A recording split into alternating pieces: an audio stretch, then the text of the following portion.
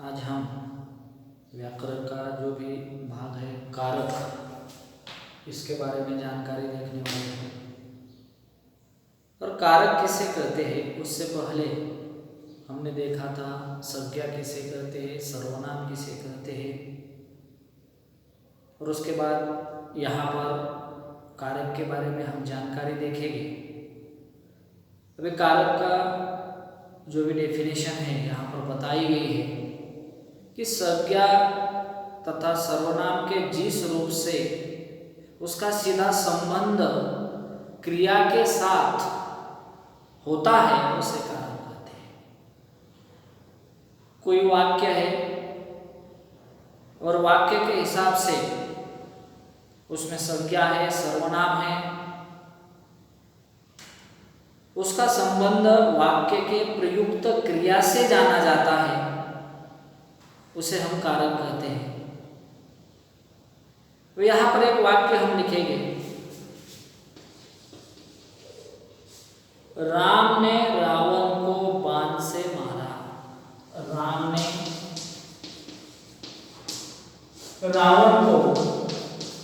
ने रावण को बाण से मारा।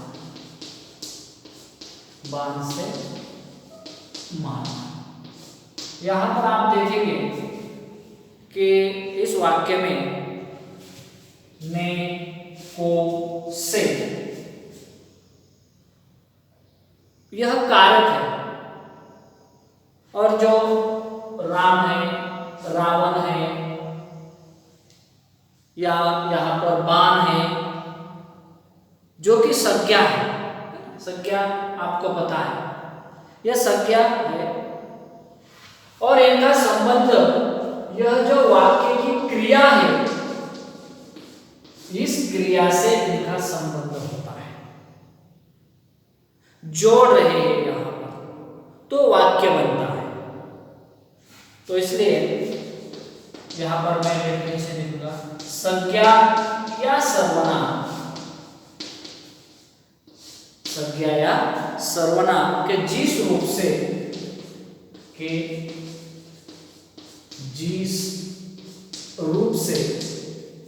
संज्ञा है यहाँ पे, ठीक है ना, जिस रूप से उसका संबंध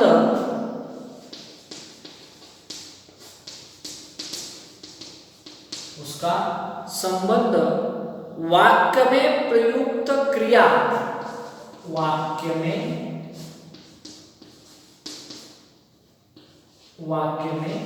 प्रयुक्त क्रिया, वाक्य में प्रयुक्त क्रिया से जाना जाता है, से जाना जाता है,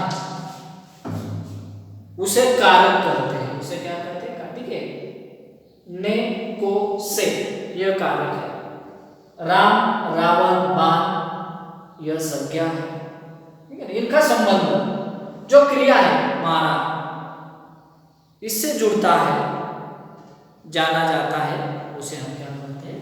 कारक कहते हैं।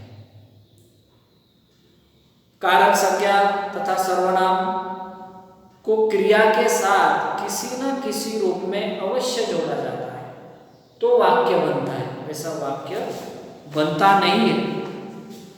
अभी आगे हम देखेंगे कि जो कारक के भेद होते हैं, वह कारक के भेद है। इसमें कारक कर्ता, उसका परसर्ग विभक्ति ने, कर्म को करण से के द्वारा, संप्रदान के लिए, अपादान से अलग होना, संबंध का, के, की, रा, रे, री, अधिकरण में, पर, संबोधन है। ये आपको नोटबुक में लिखना है डेफिनेशन, और ये जो मैंने कारक के भेद बताए ये आपको लिखना है।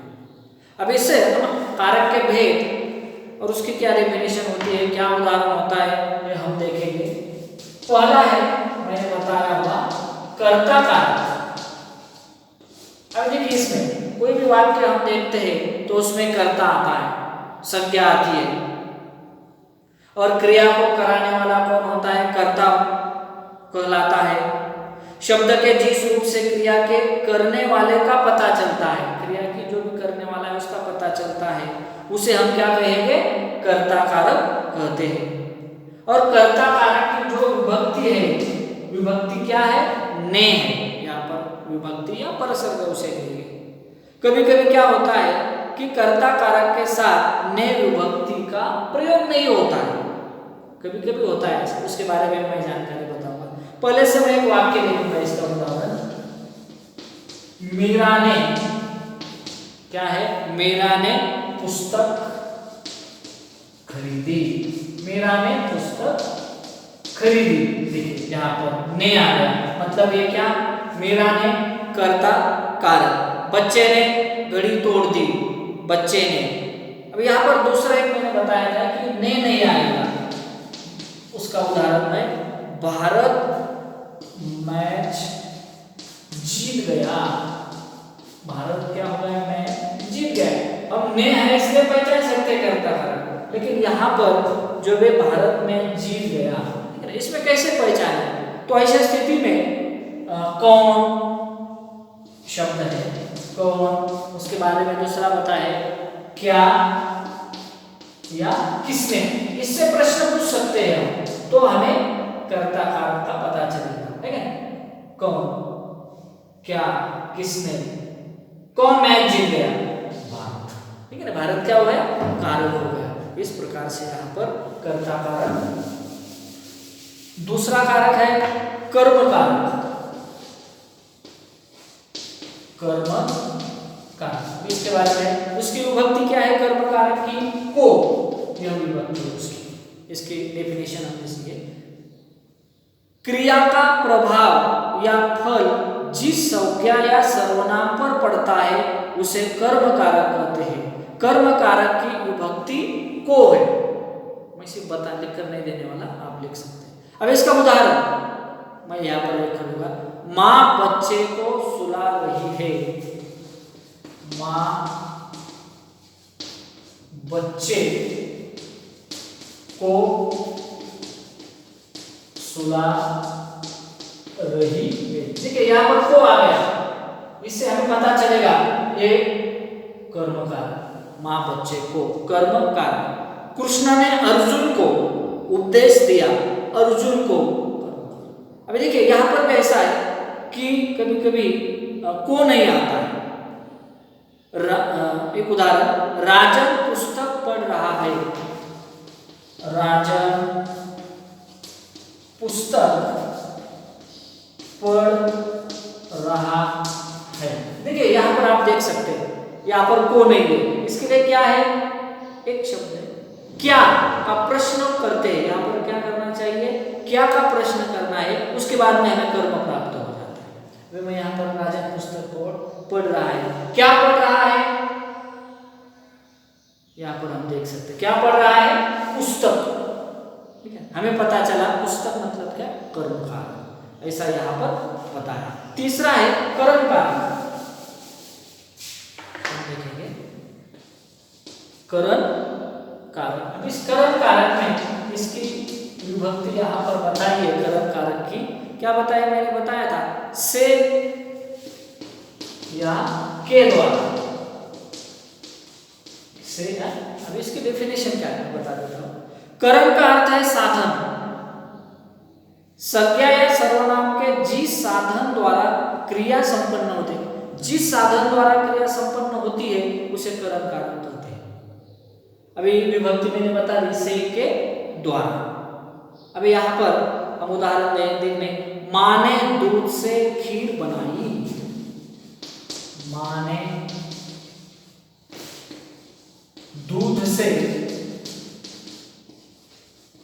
खीर बनाई।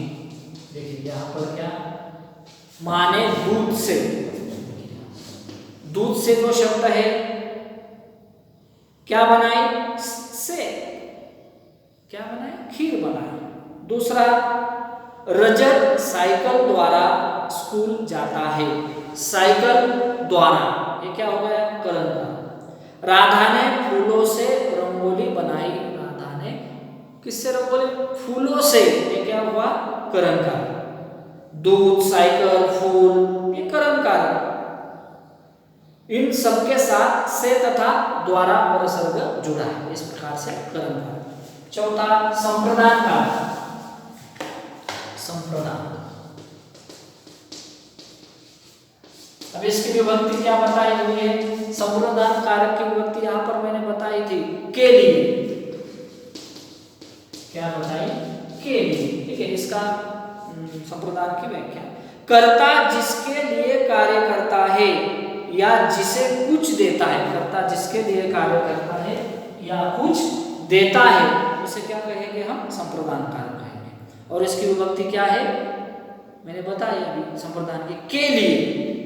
के लिए उदाहरण, मैंने पिताजी के लिए चाय बनाई। मैंने पिताजी के लिए चाय बनाई। मैंने पिताजी के लिए चाय बनाई। के लिए, पिताजी के लिए, यहां पर क्या हुआ? संप्रदान कारक। बच्चों ने अनाथालय को पुस्तकें भेंट दी। अनाथालय को पुस्तकें भेंट दी, अनाथालय को। उसके बाद अध्यापिका को, यहाँ पर छात्रों ने अपनी अध्यापिकों को फूल दिया। यहाँ पर कर्ता जिसके लिए कार्य करता है या जिसे कुछ देता है उसे संप्रदान करता है। उसके बाद यहाँ पर मैंने अभी किसको तथा किस लिए आदि लगाकर प्रश्न पूछते हैं, फिर उसको उत्तर मिलता है, वह संप्रदान कारक। अभी मैंने वाक्य बताया, बच्चों ने अनाथालय को पुस्तकें भेंट दी। इसमें क्या है? किसको या किसके लिए, ये प्रश्न पूछना है, तो पता चलेगा किसको भेंट दी? अनाथालय को, इसलिए अनाथालय संप्रदान कारक। आगे अपादान कारक। अपादान कारक, ये पांचवा है।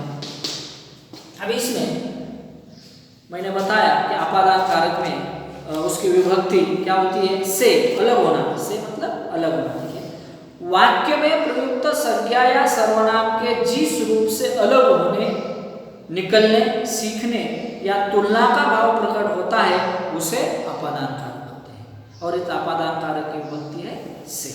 अभी पीछे हमने देखा कि कर्म कारक की से विभक्ति थी, लेकिन ये अलग है।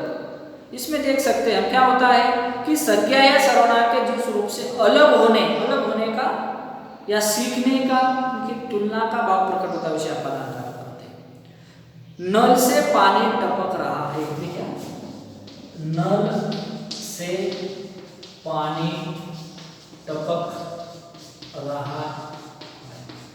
नल से, देखा है यहाँ पर, नल से पानी अलग है, नल से पानी अलग होने वाला है, ठीक है, टपक रहा है। उसके बाद अधिकतर नदियां पहाड़ों से निकलती है, पहाड़ों से, यह अपादान कारक हुआ। और भी अगर वाक्य है तो उसे कहाँ से तथा किससे प्रश्न पूछते हैं तो अपादान कारक होता है। इसमें एक उदाहरण, मैंने संगीत अपनी माँ से सीखा। देखिए माँ से, यह अपादान कारक है, लेकिन इसमें से आया हुआ है, ठीक है ना, इसलिए यह अपादान कारक है। आगे संबंध कारक, संबंध कारक यह छठा। अब इसमें आप संबंध कारक में का, के, की, रा, रे, री, का, के, की, रा, रे, री, यह क्या है, उसकी विभक्ति है। उसके डेफिनेशन व्याख्या देखेंगे। संज्ञा या सर्वनाम के जिस रूप से उसका वाक्य में प्रयुक्त अन्य संज्ञा या सर्वनाम से संबंध ज्ञात होता है। संज्ञा या सर्वनाम से संबंध ज्ञात होता है उसे क्या कहेंगे, संबंध कारक कहते हैं। काकी के, रारी के, उसकी विभक्ति हुई। उदाहरण, शीतल का भाई पुलिस विभाग में कार्य करता है। शीतल का आ गया है ना, इसलिए उसमें क्या है, शीतल का, यह संबंध कारक। मीरा की सहेली ने पुरस्कार जीता। मीरा की, यह क्या हुआ, संबंध कारक। उसके बाद राहुल की बहन प्रियंका है। राहुल की बहन प्रियंका है, यह भी राहुल की संबंध। अब इसमें एक वाक्य है, मेरा घर मेरा घर पास में ही है। मेरा घर पास में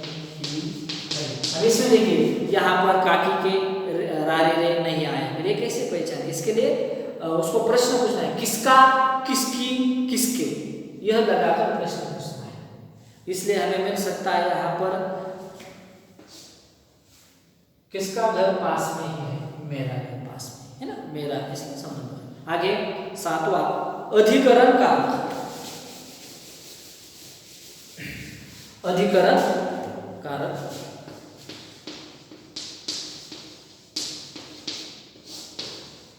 अब इस अधिकरण कारक में हम देखेंगे कि इसकी विभक्ति बताई हुई है कि मैं और पर, ये दो विभक्ति उसकी है। इसकी व्याख्या, संज्ञा तथा सर्वनाम के जिस रूप से क्रिया के होने के स्थान तथा समय की जानकारी मिलती है।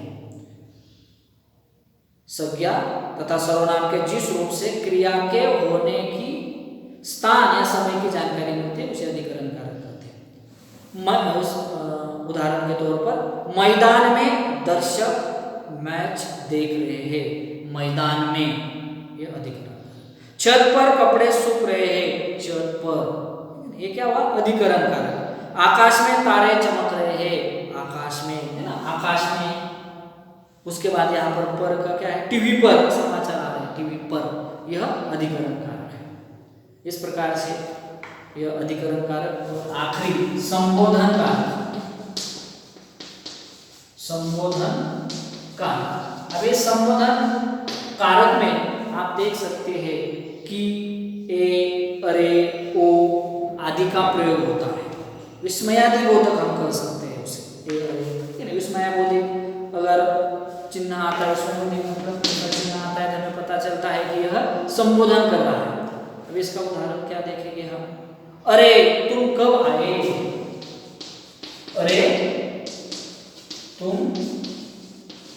कब आए, अरे तुम कब आए, इसमें क्या, अरे संबोधन कारक। ए माँ हमें अंधकार से प्रकाश की ओर ले जाओ, इसमें क्या है, ए माँ, ये जो शब्द है यह क्या हुआ, उसके बाद एक चिन्ह आता है संबोधन कारक। यह संबोधन कारक का संबंध वाक्य की क्रिया से नहीं होता, इसका प्रयोग किसी को संबोधित करने के लिए किया जाता है, किसी को संबोधित करने के लिए किया जाता है इसका प्रयोग। इस कारक में हे, अरे, ओ आदि का प्रयोग होता है। इस कारक में संबोधन करने के लिए जब बहुवचन शब्दों जैसे भाइयों, बहनों, श्रोताओं, बच्चों का प्रयोग किया जाता है। इस प्रकार से यहाँ पर मैंने कारक के 8 भेद आपको बताए, उसका अर्थ बताया। तो आपको क्या करना है, यह अपने नोटबुक में उसके डेफिनेशन, उसके उदाहरण आपको लिखने हैं। कुछ उदाहरण मैंने लिख कर दिए, कुछ उदाहरण मैंने जो भी डेफिनेशन में मैंने बताई आपको समझ में आया होगा। आगे का जो भी लेसन है बाद में।